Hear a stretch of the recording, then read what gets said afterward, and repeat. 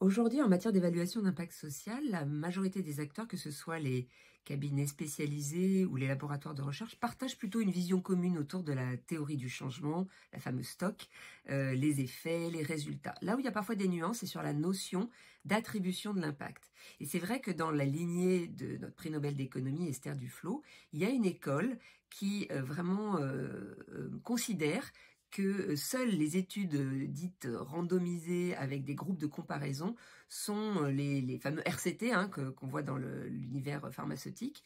Seules ces études-là sont à même de trancher sur cette notion d'impact. Kimso se différencie en se positionnant dans une posture résolument pragmatique, où on reste focalisé sur la notion des faits, mais on va accepter une approche un peu moins stricte de l'attribution.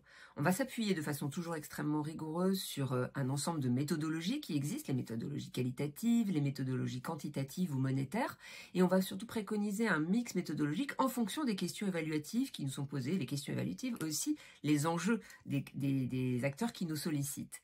Mais c'est vrai qu'on doit avoir une prédilection pour les approches qualitatives parce que on pense que c'est vraiment une approche qui nous permet d'aller au plus près des personnes et des parties prenantes qu'on souhaite interroger, de comprendre vraiment ce qui compte avant d'aller le mesurer.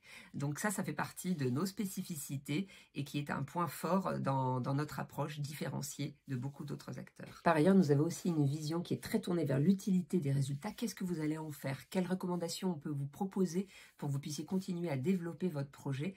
Et ça fait vraiment partie de la patte Kimso, cette proximité, aussi ce sens de la pédagogie pour expliquer comment on fait les choses et comment vous allez pouvoir les utiliser pour que l'étude d'impact serve au mieux le projet et son développement et le développement de son impact.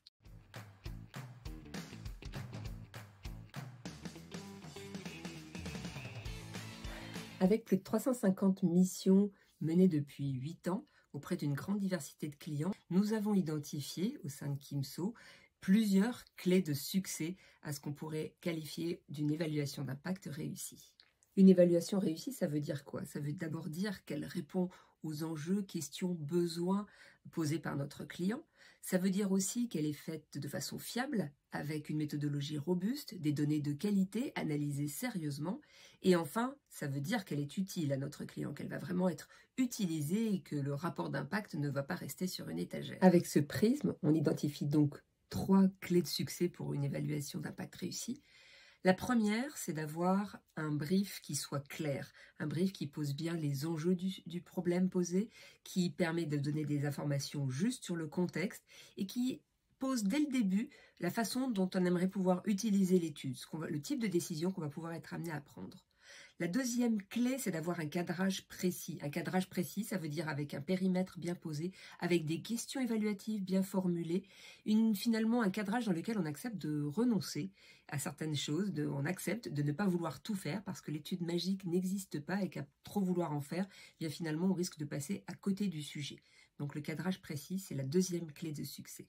Et la troisième clé de succès, bien c'est un peu dans la relation qui va se nouer entre l'équipe projet et l'équipe des consultants et experts, chacun faisant part vraiment, apportant au projet son expertise la plus juste, vraiment dans une relation de transparence, d'écoute, de confiance, un dialogue qui permet finalement d'être dans une approche plutôt partenariale au lieu d'être dans une approche prestataire.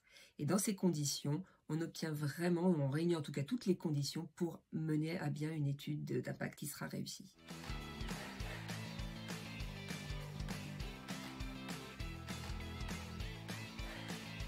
Et le petit mot de la fin, c'est que finalement, une évaluation d'impact réussie, c'est si elle est vraiment apprenante pour la structure qui en a bénéficié. Et grâce à cette évaluation d'impact, la structure intègre vraiment l'impact comme une boussole qui va orienter ses actions et qu'elle va pouvoir petit à petit et progressivement s'en emparer et mener cette approche de façon de plus en plus autonome. Merci l'Admicale.